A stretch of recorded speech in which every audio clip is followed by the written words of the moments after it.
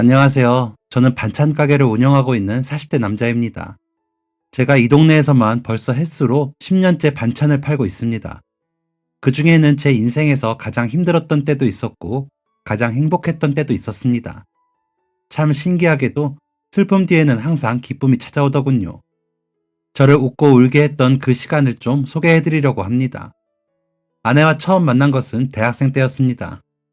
아내는 무용을 전공했던 학생이었고, 저는 요리를 전공했습니다. 같은 학교 다른 과였는데 과팅을 하면서 알게 되었어요. 저희 과에서 10명, 무용과에서 10명이 나왔습니다. 그때 저희 과대가 무용과랑 과팅 잡는다고 참 애썼습니다. 거의 한 달을 기다렸다가 과팅이 성사되었을 정도로 저희 학교 무용과는 같은 학교는 물론 다른 학교에서까지 인기가 엄청났습니다. 다들 한껏 긴장하고 소개팅 장소인 치킨집에 모였습니다. 약속 시간보다 조금 더 일찍 모여서 먼저 들어가서 예쁘게 상에 포크도 놓고 술도 시켜놓고 있는데 무용과 학생 10명이 가게로 들어오더라고요. 소문처럼 다들 정말 미인이었습니다.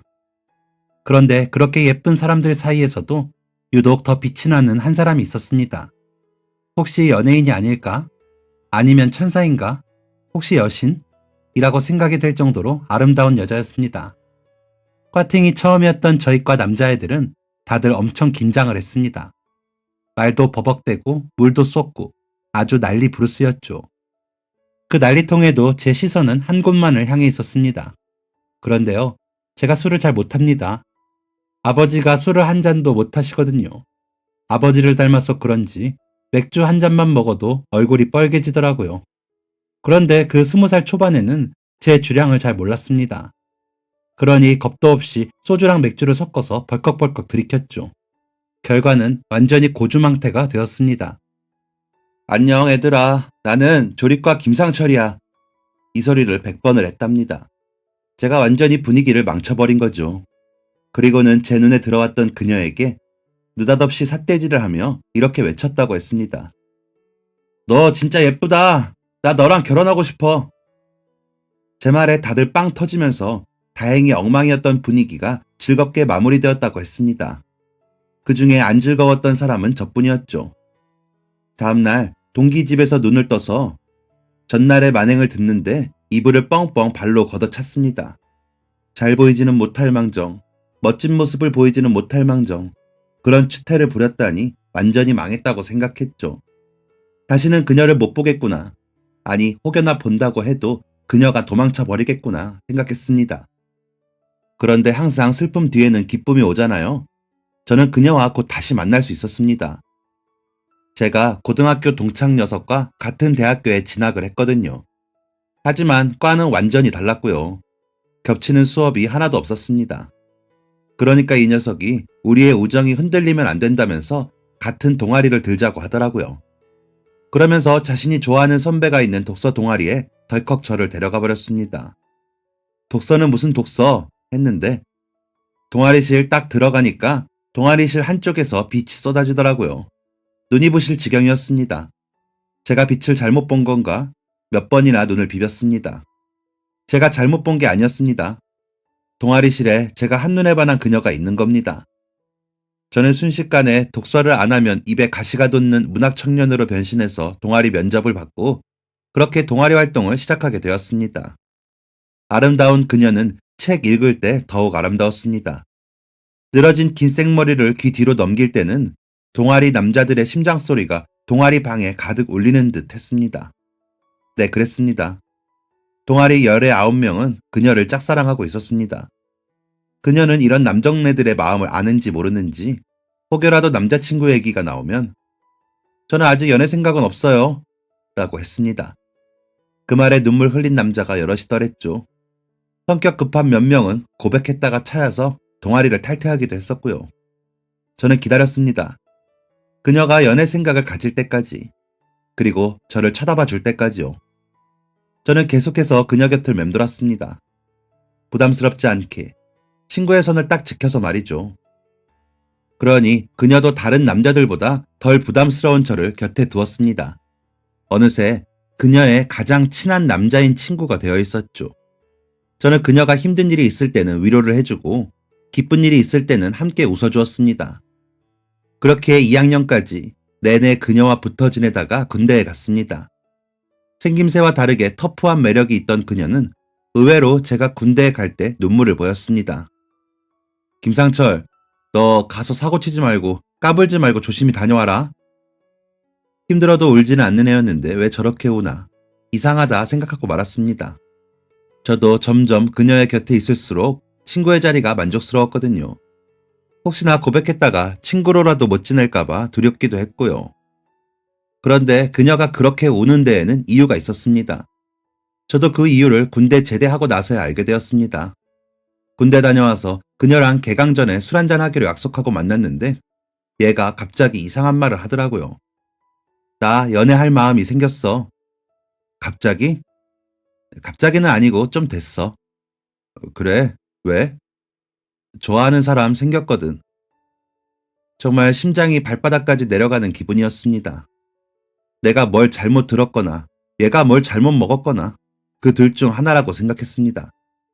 그렇지 않고서야 남자를 돌보듯 보는 그녀가 좋아하는 사람이 생길 리 없다고 생각했으니까요. 저는 글라스 잔에 채워져 있던 맥주를 벌컥벌컥 들이켰습니다. 그렇게 떨리는 목소리를 애써 진정시키면서 물었습니다. 그게 누군데? 이번엔 그녀가 맥주를 벌컥벌컥 마셨습니다. 그리곤 잔을 탁 내려놓더니 제 눈을 똑바로 보고 이렇게 말했습니다. 너. 발바닥에 가있던 심장이 다시 용수철처럼 튀어올랐습니다. 그리곤 머리가 울리도록 벌렁거렸습니다. 저는 몇 번이나 그녀에게 확인을 했습니다. 그 너가 내가 맞냐고. 그 너가 나 김상철이 맞냐고 말이죠. 그녀는 부끄러운 듯 양볼에 손을 가져다 대고 고개를 끄덕였습니다. 그날부로 저희는 사귀게 되었습니다. 제가 무용과 퀸카인 그녀와 사귄다니 저조차도 믿기 어려울 정도로 꿈 같았습니다. 저의 그녀는 저보다 먼저 졸업을 했습니다. 그리고 실력이 좋았던 그녀는 졸업 후 곧바로 무대에 올랐고 눈코 뜰 새 없이 바쁘게 생활했습니다. 공연 준비, 그리고 공연, 또 공연 준비, 그리고 또 공연의 반복이었습니다. 어떻게 그렇게 많은 춤을 다 외울 수 있어? 무용수가 이 정도는 기본이지. 진짜 대단하고 멋있어. 내 여자친구 최고. 이번 공연도 보러 올 거지? 당연하지. 첫 공연 보러 갈게. 그녀는 무대에서 더 빛나는 사람이었습니다. 무대에서 춤추는 것을 진심으로 좋아했고 그게 전부라고 생각했던 그녀였습니다. 그런데 그녀가 무용수로서 무대에 오른 지 1년 반 정도가 되던 날 그녀는 무대에서 춤을 추다가 쓰러지고 맙니다. 그 공연을 제가 직접 보고 있었습니다. 공연의 절정 부분이었습니다. 슬픈 감정이 고조되어 춤이 격하고 화려했습니다.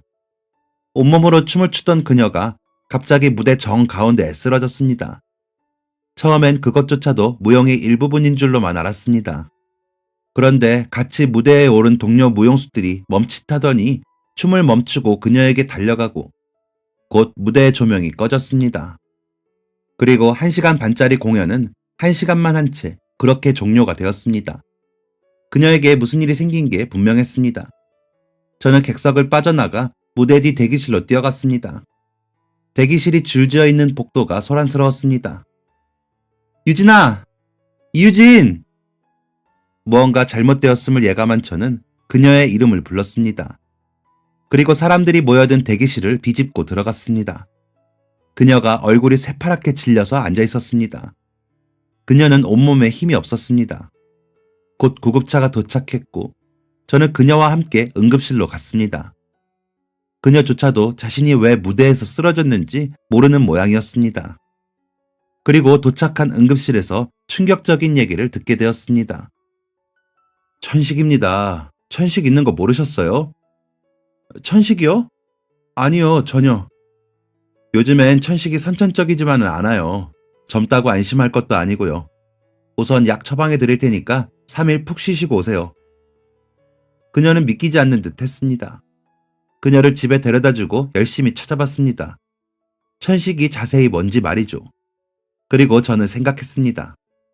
어쩌면 그녀가 무대에 영영 오르지 못할 수도 있겠다고요. 그리고 그 불안은 현실이 되었습니다. 그녀는 7살 때부터 무용을 했다고 했습니다. 춤을 안 춘 날보다 춤을 춘 날이 더 많은 그녀였습니다. 그랬기에 평생 무대에 오르지 못할 거라는 말은 그녀에게 사망 선고를 하는 것과 다름이 없었습니다. 그녀는 믿을 수 없다는 표정으로 몇 번이고 의사에게 되물었습니다. 의사는 같은 말을 반복했습니다. 이번처럼 무대에서 춤을 추다가 쓰러질 일이 생길 수도 있다고요. 그건 아무도 감당하지 못한다고. 특히나 먼지가 많은 공연장에서는 천식 환자에게 아주 취약하다는 말도 덧붙였습니다. 그날부터 그녀는 집에서 나오질 않았습니다. 제가 집 앞에서 몇 시간이고 기다려봤지만 소용없었습니다. 급기야는 저한테 헤어지자는 말도 했습니다. 우리 그만 만나. 나는 이제 네가 좋아하던 무용가 퀸카도 아니고 더 이상 무대에도 못 오르고 그냥 아무짝에도 쓸모없는 인간이니까. 그러니까 그만 만나.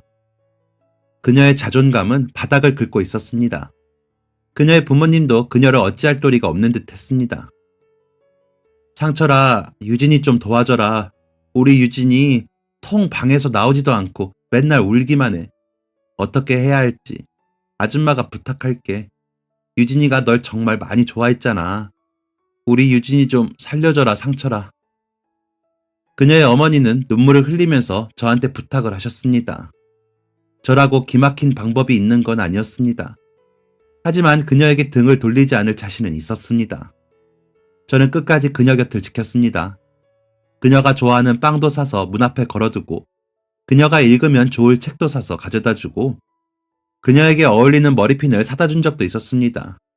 그렇게 꼬박 6개월이었습니다. 꼬박 6개월을 그녀 머리카락도 쳐다보지 못했고, 저는 그녀에게 최선을 다했습니다. 그리고 그 길었던 6개월을 보내고 그녀는 드디어 방에서 나왔습니다. 전에도 말랐었지만 더 마른 모습이었습니다. 볼살이 쪽 빠져 있었고 힘도 없어 보였고 그새 머리카락도 더 자라 있었습니다. 나 이렇게 살면 안 될 것 같아서 뭐라도 배워보려고. 그녀는 요리학원을 다니기 시작했습니다. 제가 선물해준 책 중에서 주인공이 작은 식당을 하는 소설이 있었거든요. 그 책이 재밌었다고 하더라고요.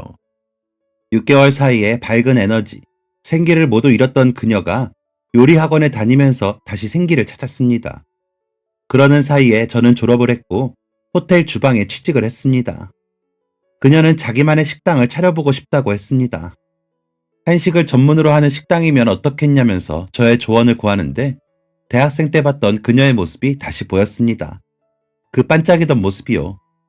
그러면서 그녀는 다른 식당에서 경험을 쌓겠다고 했습니다. 그리고 한정식 식당에 취직을 했습니다. 대학생 때도 아르바이트 한번 해본 적 없던 그녀가 식당 일을 잘할 수 있을까 궁금했습니다. 처음엔 시행착오가 좀 있었지만 그래도 금방 적응을 하더라고요. 하지만 식당에 완전히 적응을 하려 할 때쯤 그녀의 병은 다시 그녀를 괴롭혔습니다. 식당에서 일을 하다가 쓰러졌다고 했습니다. 그녀의 부모님 연락을 받고 병원으로 달려갔고 그녀는 응급실 침대에 누워서 엉엉 울고 있었습니다. 다 끝났어. 나 죽을 거야. 이런 몸으로 뭘 하라고. 약을 가지고 다니면 뭐 하냐고. 가. 엄마랑 아빠 다 가. 나 죽는다고. 이런 나쁜 말들을 하면서요. 그 말에 그녀의 어머니도 눈물을 흘렸습니다. 그리고 저는 그 순간 확신했습니다. 제가 죽을 때까지 그녀를 지켜줘야겠다고 말이죠. 유진아, 우리 결혼하자. 결혼해서 공기 좋은 곳에 가서 작은 가게 하나 차리고 오순도순 살자. 참 멋없고 뜬금없고 당황스러운 프로포즈였을 겁니다. 그 자리에 있던 모두가 놀랐습니다.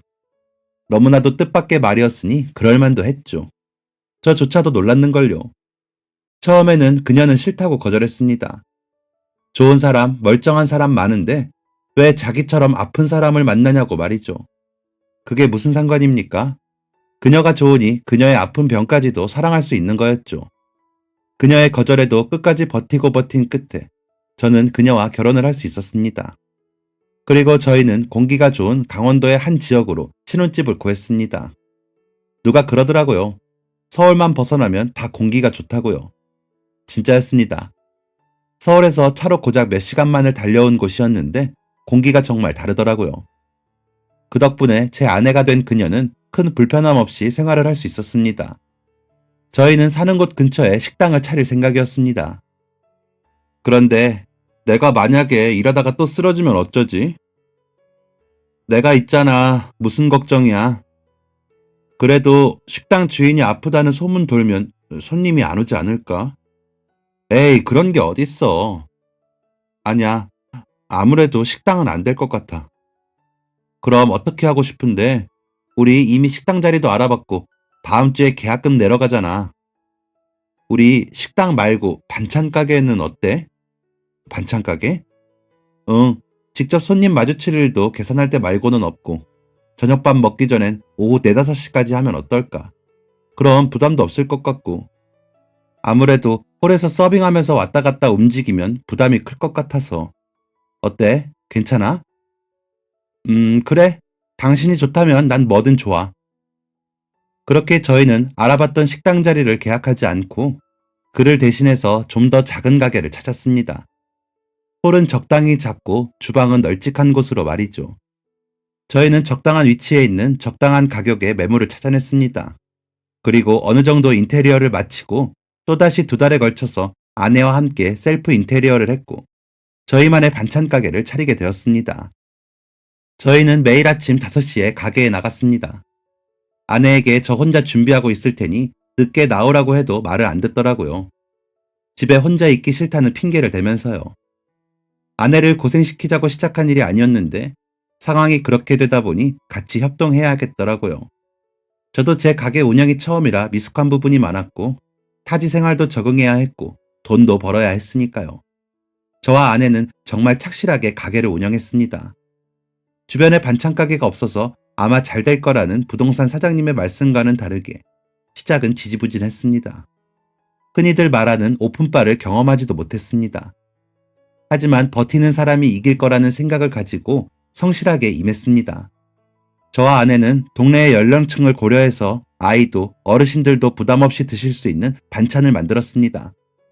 요즘엔 다들 혼자 살거나 가족 구성원이 점점 줄어드는 추세인데 저희가 살던 동네는 대가족이 꽤 있다고 하더라고요.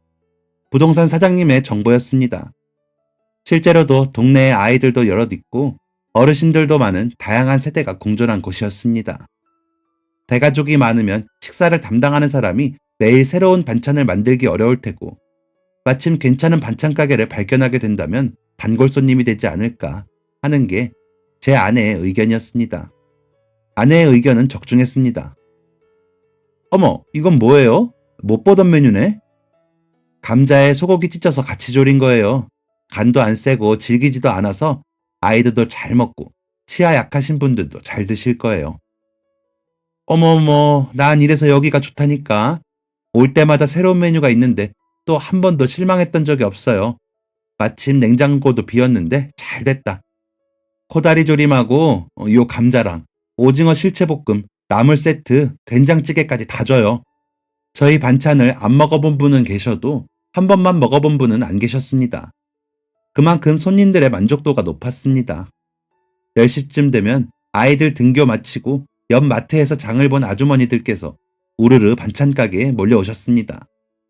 그리고 점심시간엔 내내 조용하다가 저녁 먹기 전엔 4시 반쯤 되면 또 우르르 손님이 몰려왔습니다.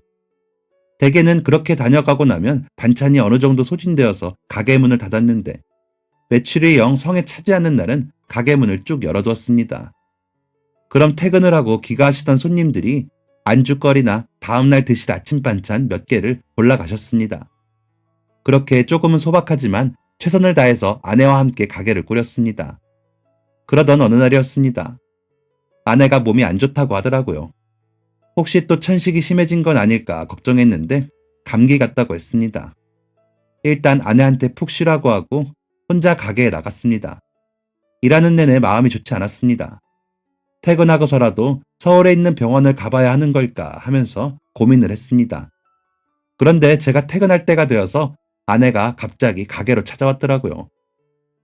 집에 있지 왜 나왔어? 다 정리했어? 응, 이제 막 나가려고. 왜 그래? 무슨 일 있어? 여보, 알 수 없는 표정이었습니다. 슬픈 듯 하면서도 기뻐 보이고 또 한편으로는 설레는 듯한 처음 보는 표정이었습니다. 아내는 제게 뭔가를 내밀었습니다. 그건 바로 초음파 사진이었습니다. 아내가 임신을 한 것입니다. 감기 증상이 있던 아내는 왜인지 내과가 아닌 산부인과로 발길이 향했답니다. 혹시나 하는 마음으로 검사를 했는데 뱃속에서 아주 작은 심장이 뛰고 있었답니다. 아내의 말투는 들뜬 듯 했지만 조금 떨리는 목소리에서 긴장했다는 걸 알 수 있었습니다. 어떻게 우리 잘 키울 수 있을까?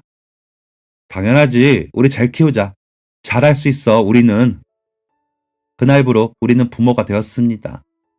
아내는 혹여나 천식이 임신에 영향을 끼치지 않을까, 아이에게 영향을 끼치지 않을까 걱정했지만 우려와 다르게 아이는 아주 건강하게 태어났습니다. 아내를 닮아서 다리가 아주 길쭉하고 머리숱도 많은 아들이었습니다. 아는 사람 하나 없는 타지에서 그 애 키워보겠다고 둘이서 아주 울고 웃고 난리도 아니었습니다. 어떨 때는 그 어린애를 데리고 가게에 나가서 일을 했던 적도 있었습니다. 그럼 저희 가게를 많이 방문해 주신 단골 손님들이 번갈아 가며 저희 아들을 예뻐해 주셨죠. 아이고 세상에, 남의 애는 빨리 큰다더니 벌써 이렇게 컸어? 그쵸? 벌써 6개월이래요. 애가 엄마 닮아서 머리가 새까매. 너무 예뻐요. 아이고 세상에나, 이리 와. 아줌마가 한번 안아보자. 아이고 장군감이네, 장군감이야. 사실 그전까지는 동네에 정부 칠 곳이 없어서 외롭기도 하고 헛헛한 마음이 있었는데 아이 덕분에 따뜻한 정을 느낄 수 있게 되었습니다. 손님들께서 반찬 구매와 상관없이 가게에 들러서 인사 한번 해주시고 저희 애 한번 안아주시고 하는 게 너무 감사했습니다. 저뿐만 아니라 아내도 이런 동네 사람들의 따스한 마음에 크게 감동을 했습니다. 어느 날은 아내가 이런 말을 했습니다. 아이를 낳고 나니까 세상이 다르게 보여. 훨씬 행복하고 훨씬 의미 있고 훨씬 따뜻한 삶이야. 저도 그 말에 100번 동의를 했습니다. 그렇게 저는 점점 동네에 정을 붙여가고 있었습니다. 동네에는 다양한 사람이 있었습니다. 저희는 그 다양한 사람들, 손님들을 위해 반찬을 만들었습니다. 가게 오픈했을 때부터 저희 가게를 방문해 주셨던 속셈학원 원장님은 매운 요리를 좋아하셨습니다. 그래서 저희는 매운 낙지볶음이나 청양고추를 듬뿍 썰어 넣은 매콤한 김치찌개를 만들었습니다. 퇴근길에 한 번씩 들러서 안주거리를 사가시는 가게 앞 2층에 사시는 분은 이제 나이가 50이 넘어 당이 떨어진다며 달달한 음식을 좋아하셨습니다.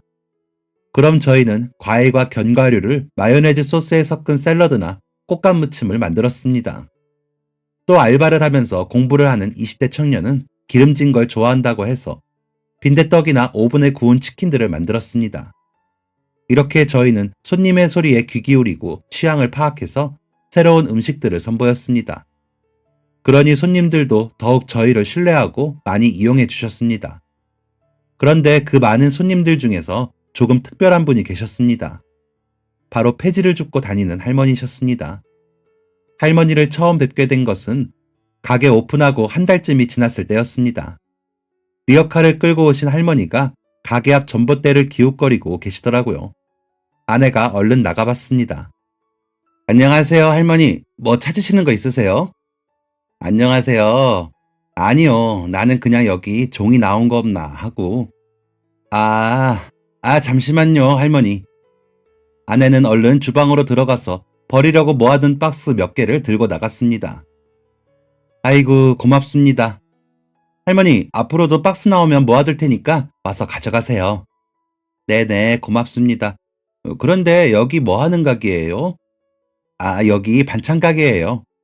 반찬 가게, 좋은 게 생겼네요. 그럼 또 올게요. 고마워요.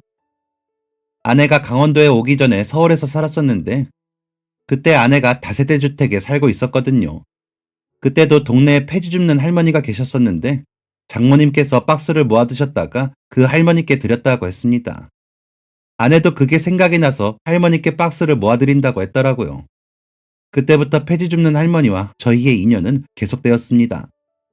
할머니는 이틀에 한 번씩 이른 아침에 저희 가게에 오셔서 종이와 박스를 가져가셨습니다. 저희가 반찬 담는 용기나 가게 운영하면서 필요한 것들을 택배로 받다 보니까 박스가 거의 매일같이 나왔거든요. 그걸 할머니께서 가져가셔서 조금이라도 도움이 되면 저희야 좋은 거였죠. 그런데 어느 날은 할머니께서 가게 앞에 리어카를 세우셨습니다. 그리고 가게로 들어오셨죠. 할머니, 박스 금방 가지고 나올게요. 네네, 감사합니다. 그런데 저도 반찬 좀 살 수 있을까요? 네? 그럼요. 당연하죠. 둘러보세요. 어떤 반찬 좋아하세요? 내가 이가 성치 않아서 뭘 잘 못 먹어서 두부 같은 거나 그런 것만 씹을 수 있는데 혹시 있을까요? 아, 두부. 잠시만요. 두부 들어간 감자국이 있는데 괜찮으세요? 네네, 그거 주세요. 맛있겠네요. 감자가 지금 실에서 넉넉하게 넣었어요. 댁에 가셔서 한 소끔만 끓여내시고 드시면 돼요, 할머니. 맛있게 드세요. 네, 고맙습니다. 할머니께서는 리어카에 박스와 감자국을 싣고 가셨습니다. 그리고 그날 내내 아내의 표정은 좋지 않았습니다. 여보, 왜 표정이 안 좋아? 아까 그 할머니 때문에 그래? 응, 자꾸 마음이 쓰이네. 드실 만한 반찬이 없으신가 봐. 여보, 두부로 할 만한 요리가 뭐가 있지? 한번 고민해보자. 그날부터 저와 아내는 두부 요리를 고민하기 시작했습니다. 연두부에 양념장도 올려보고, 간이 세지 않은 마파두부도 만들고, 두부에 고기를 살짝 넣어 완자도 만들었습니다. 그리고 할머니가 오실 때마다 그 두부 요리를 드렸습니다. 할머니, 오늘은 이거 드셔보세요. 두부를 살짝 튀겼다가 소스에 볶아낸 건데 밥 반찬으로 딱 좋아요. 어이구야, 감사합니다. 그런데 매번 이렇게 받아도 되나요? 돈을 내고 사야 하는 거 아닌가? 에이, 할머니가 왜 돈을 내세요? 저희 이 박스들 처치곤란인데 할머니가 맨날 가져가 주시잖아요. 고마워서 드리는 거죠. 그리고 이건 팔지도 않아요. 사실 이거 저랑 남편이 먹으려고 만든 거거든요. 조금 더해서 드리는 거 하나도 안 어려워요. 혹시라도 또 드시고 싶은 거 있으시면 말씀하세요. 어이구, 고맙습니다. 참 고맙습니다. 아내는 할머니께 반찬을 드리는 그 순간을 좋아했습니다. 반찬을 받아 드신 할머니는 언제나처럼 리어카의 박스 더미 한쪽에 반찬을 싣고 떠나셨습니다. 할머니와의 인연은 아주 길게 이어졌습니다. 그렇게 별탈 없이 저희의 가게는 운영되었습니다. 아이도 잘 자랐고요. 그런데 아이가 초등학교 들어간 지 얼마 안 되었을 때였습니다. 저는 먼저 가게에 나가서 준비하고 아내는 아이 등교를 시키고 가게로 왔습니다. 그런데 아내가 얼굴이 하얗게 질려 있는 겁니다. 여보, 어디 안 좋? 제가 차마 말 다 끝내기도 전에 아내는 그 자리에서 쓰러졌습니다. 그 다음엔 잘 모르겠습니다. 너무 정신이 없었습니다. 구급차를 불렀고 구급대원이 왔고 병원으로 실려갔습니다. 병원에 가서 응급실에 누운 아내의 팔에 수액이 꽂히고 나서야 저는 제정신을 차릴 수 있었습니다. 의사 선생님은 아내 걱정에 벌벌 떨고 있는 제게 오셔서 아내의 상황을 말씀해 주셨습니다. 천식 때문에 쓰러진 것 같다고 하시더군요. 강원도로 이사간 뒤로 근처에 있는 병원에 몇 차례 방문한 적이 있었습니다. 아내의 상태를 확인하기 위해서였습니다. 그때마다 괜찮다고 하셨는데 왜 갑자기 증상이 나빠졌는지는 아무도 알 수 없는 노릇이었습니다.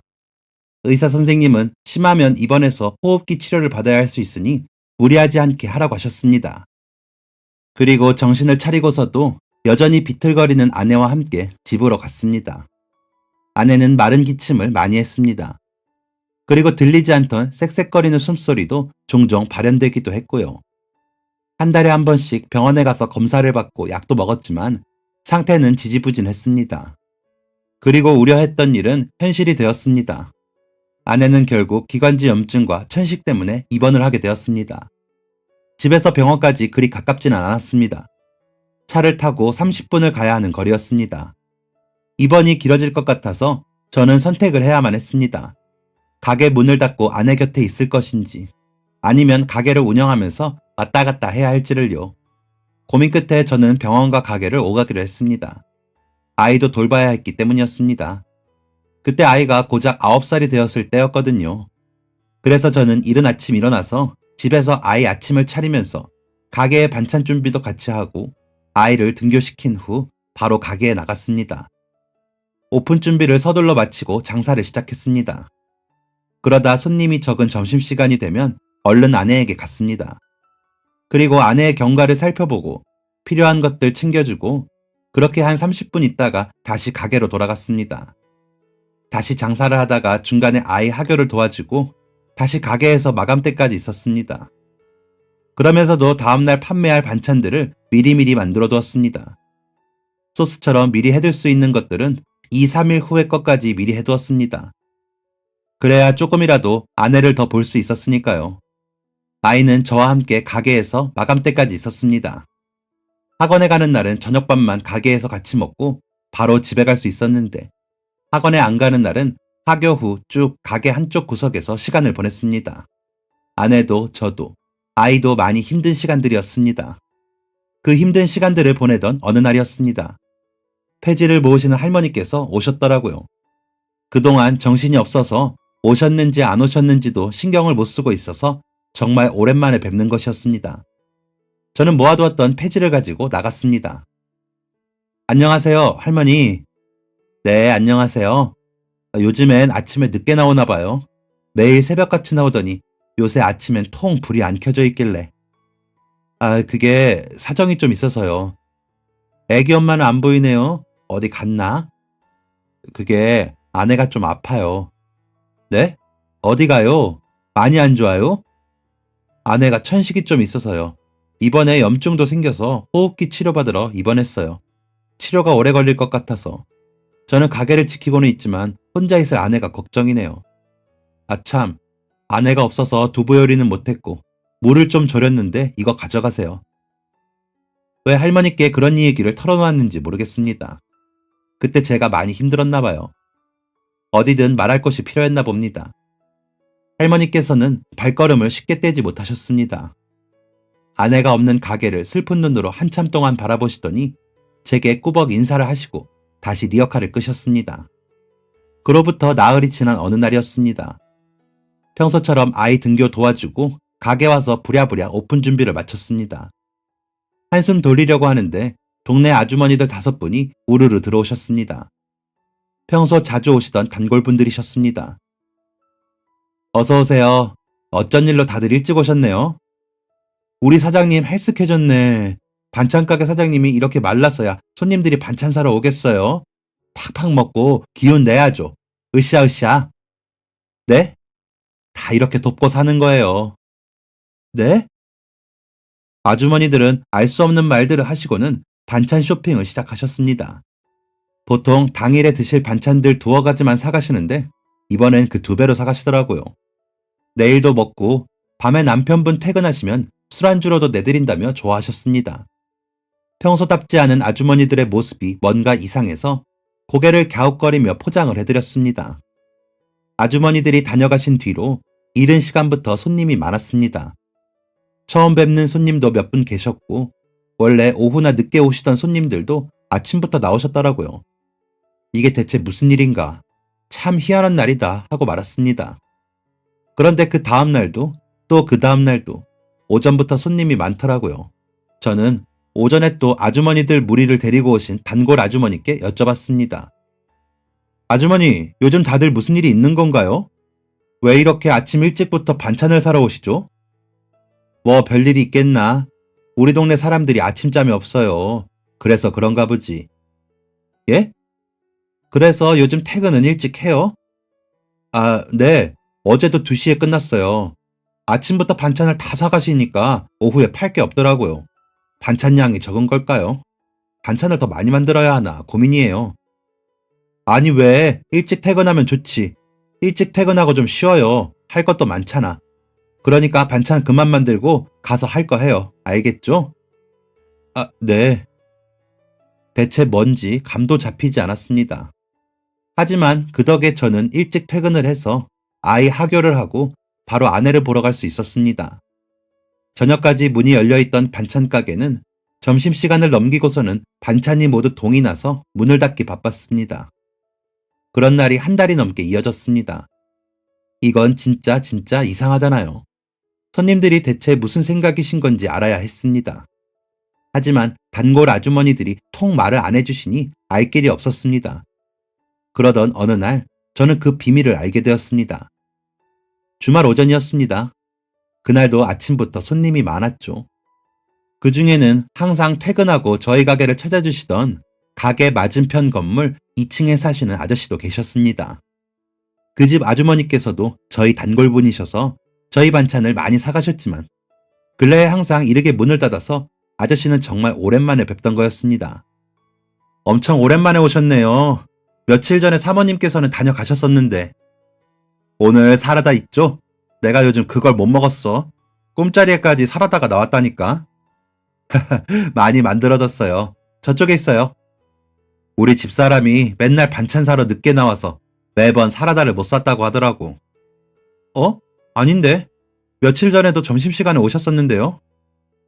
그러니까 다른 사람들은 아침 대바람부터 오잖아요. 그러니까요. 요즘 엄청 일찍들 오시죠. 덕분에 점심시간만 넘기면 퇴근한다니까요. 아유, 하셔야지. 일찍 퇴근하셔야지. 병원도 가봐야 하실 텐데. 네? 아이쿠, 내 정신 좀 봐. 집사람이 말하지 말라고 했는데. 그게 다들 알아요. 여기 사모님 입원한 거. 네? 그걸 어떻게? 우리 집사람한테 내가 말했다고 하면 안 돼요. 반찬가게 사장님 불편할 거라고 다들 비밀 지키기로 했다더라고. 나는 우리 집사람이 말해줘서 알았는데 집사람은 마트 갔다가 옆집 사람한테 들었다더라고. 근데 또 그 옆집 사람은 여기 뒤에 빌라 동대표한테 들었다고 하는 거야. 그래서 우리 집사람이 막 물어보고 다녔대요. 이 소문이 진짠가 싶어서. 그런데 이 소문이 글쎄 경로당에서 퍼졌다더라고. 그 외 여기 자주 왔다 갔다 하시는 폐지 주우시는 할머니 알죠? 그 할머니께서 그러셨다더라고. 동네에 착한 반찬가게 애기 엄마가 아프다고. 그래서 거기 사장님이 마음을 많이 쓰고 있다고. 얼른 일 끝내야 애기 엄마한테 가봐야 하지 않겠냐면서. 그게 동네 아줌마들 귀에 들어간 거지. 그래서 반찬 빨리 팔아주고 사장님 퇴근하게 해주자고 한 거고. 동네 분들이 그런 생각을 하고 계신 줄은 정말 상상도 못했습니다. 이제야 퍼즐이 딱딱 맞춰졌습니다. 가끔 가다가 제게 힘내라고 하시는 분들, 이른 아침부터 가게에 오셨던 분들, 무리하게 반찬을 많이 사가셨던 분들이 왜 그러셨는지 그제야 알 수가 있었습니다. 저는 가게에 손님들이 그렇게 많은데 눈물이 줄줄 나왔습니다. 슬퍼서가 아니라 정말 행복해서 눈물이 났습니다. 이렇게 많은 분들이 저희를 생각해주고 계신다는 사실도 행복했고, 저와 함께 아내를 걱정해 주신다는 사실에 행복했고, 할머니의 진심 어린 마음에 행복했습니다. 저는 이 사실을 아내에게도 전해주었습니다. 아내는 어떻게 그럴 수가 있냐면서 너무 감사하다면서 눈물을 흘렸습니다. 제가 동네 사람들의 마음을 알게 되었다고 한 뒤로는 동네 분들은 마음을 숨김없이 표현하셨습니다. 힘내라며 바카스를 사다 주시기도 하셨고, 아이랑 같은 초등학교 자녀를 둔 옆집 아이 아빠가 저희의 등교를 도와주기도 하셨고, 단골 아주머니 분들은 아내의 병문안을 가주기도 하셨습니다. 그 좋은 에너지를 받아서인지 아내의 상태는 점점 좋아졌고, 약을 먹어도 나아지지 않았던 염증도 금방 깨끗하게 나았습니다. 그리고 2달간의 긴 병원 생활을 마치고 퇴원을 할 수 있었습니다. 저희는 동네 분들에게 감사한 마음을 담아서 일주일 동안 반찬을 아주 싸게 팔았습니다. 남는 것도 없이 아주 싸게요. 하지만 동네 분들이 나눠주신 마음에 비하면 그건 아무것도 아니었습니다. 동네 사람들은 아내가 다시 돌아와서 기쁘다며 앞으로도 힘든 일 있으면 언제든지 말하라고 해주셨습니다. 그리고 아내가 가장 보고 싶어 하던 아내의 소식을 동네 분들께 전해주셨던 할머니도 만날 수 있었습니다. 여느 때처럼 아주 이른 아침에 가게 앞을 서성이다가 가게로 들어오셨습니다. 오늘은 불이 켜져 있네. 할머니! 어이구야, 퇴원했어요? 이제 다 나았어요? 네, 덕분에요. 정말 감사합니다, 할머니. 내가 한 게 뭐가 있다고. 다 다른 사람들이 도와준 거지. 그래도 다행이에요. 다 나았다니까. 이제 밥 든든하게 먹고 좋은 생각만 하고 건강해야 해. 건강이 재산이야. 네, 할머니, 꼭 건강할게요. 아내는 그날 이후 더욱 열심히 두부 요리를 만듭니다. 그리고 가끔 죽도 만들고 부드러운 빵도 만듭니다. 오직 할머니만을 위해서 말이죠. 이 감사한 마음 평생 보답하고 살 거라고 하더군요. 할머니 덕분에 저희는 동네 분들의 많은 관심과 배려를 느낄 수 있었고, 아내가 빠르게 회복을 할 수 있었습니다. 지금 아내의 건강은 무척 좋습니다. 계속 서울에 살았으면 어쩔 뻔했냐고 하더군요. 그럼 이렇게 좋은 사람들도 못 만났을 거라면서요. 그리고 저희 가게는 아내가 회복하고 돌아온 후에 더 잘 되고 있습니다. 반찬 가지수도 늘리고 양도 훨씬 늘렸는데 매일 저녁 시간 전에 품절이 됩니다. 그럼 저와 아내는 더 의지가 활활 불타서 반찬 연구를 합니다.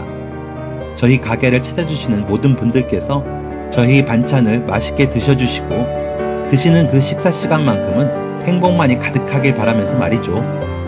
긴 이야기 들어주셔서 감사드립니다. 앞으로도 성실하게 일하며 주위 어른들 돕고 살겠습니다. 지금까지 사연 들어주셔서 감사합니다. 사연이 재밌으셨다면 구독과 좋아요를 눌러주세요. 감사합니다. 안녕히 계세요.